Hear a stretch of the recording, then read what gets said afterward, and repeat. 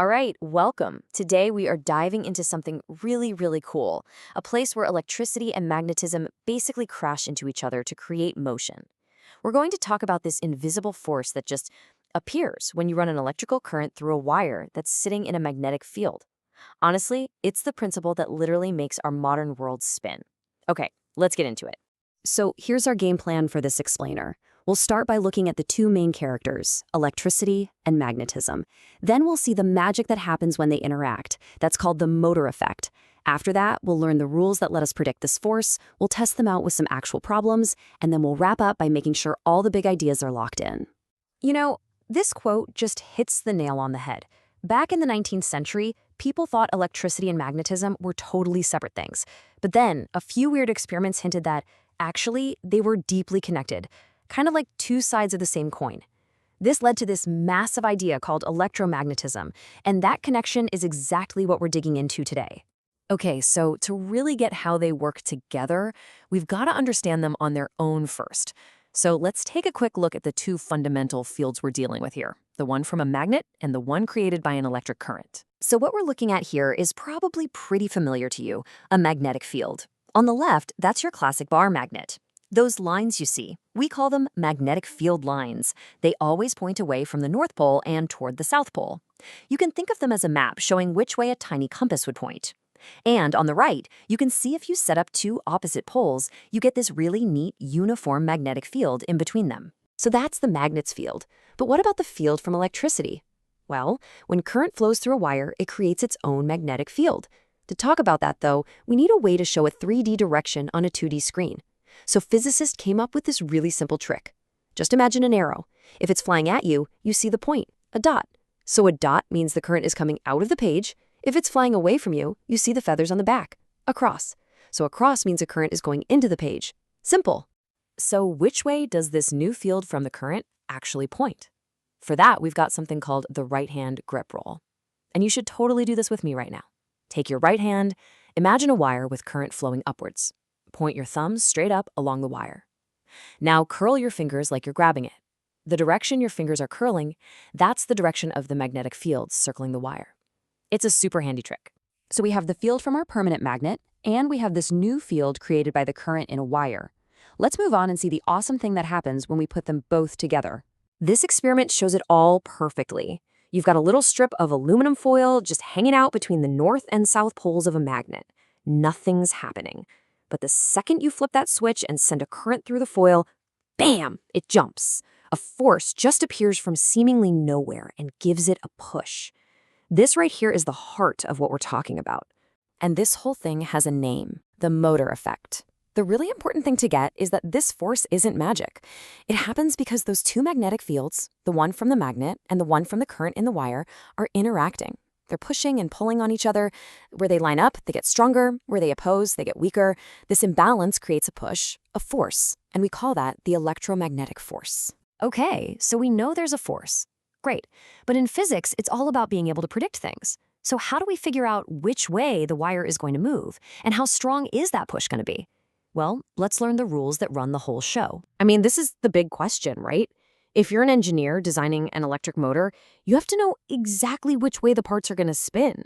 Just knowing there's some kind of push isn't going to cut it. We need a tool to predict the direction. And that amazing tool is Fleming's left-hand rule. Seriously, try this one too. Take your left hand, make a shape where your thumb, your first finger, and your second finger are all at right angles to each other, like a little 3D axis. Now here's the code. Your first finger points in the direction of the magnetic field. Your second finger points in the direction of the current, and that means your thumb will point in the direction of the thrust, or the force. Field, current, force. And this shows the rule in action perfectly. Now, a great way to remember to use your left hand is to think about the motor effect. In many countries, motor cars drive on the left side of the road. So, motor effect, left-hand rule. It's a silly trick, but it works. Just remember, field, current, force. With this, you can predict the direction of motion perfectly. Every single time. Okay, so that's the direction sorted. What about the strength? How strong is the force? Well, to figure that out, we first need a way to measure how strong the magnetic field is, and we call that magnetic flux density, and we give it the letter B.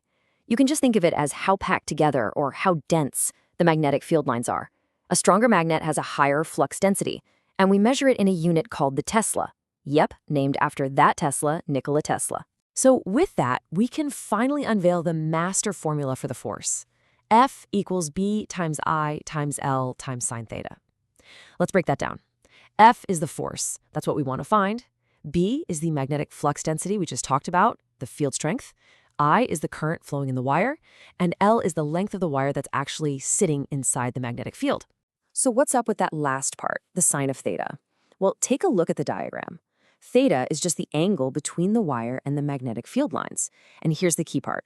The force is at its absolute maximum when the wire is at a right angle, 90 degrees to the field. Why?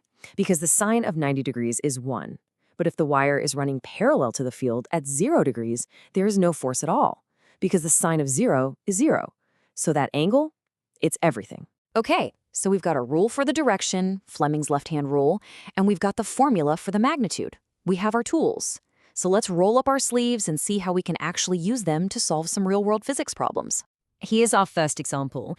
We're told that the Earth's magnetic field has a horizontal component with a flux density of 1.8 times 10 to the minus 5 Tesla. And we have a horizontal power cable carrying a pretty huge current, 120 amps. The question is, what's the maximum and minimum force we can expect on each meter of this cable? All right, let's walk through it. Our formula is force per length equals BI sine theta. Now, for the maximum force, we need sine theta to be as big as it can be, which is 1. And that happens when the angle is 90 degrees, when the cable is running perpendicular to the magnetic field. So we just plug in the numbers, and we get a force of 2.16 times 10 to the minus 3 newtons per meter.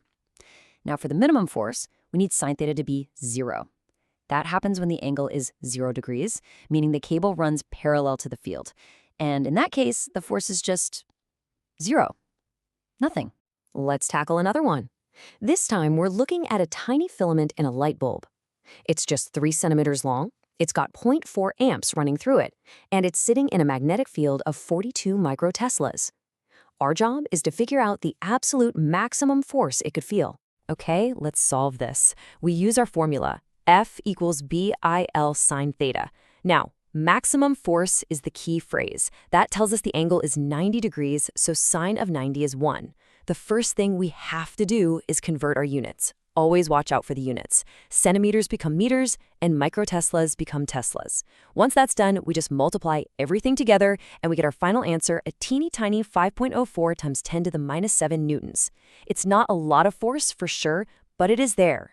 All right, time for our final section. We've gone through the ideas, we've done the math. Now let's really make sure this stuff sticks by running through a few common questions you might see on this topic.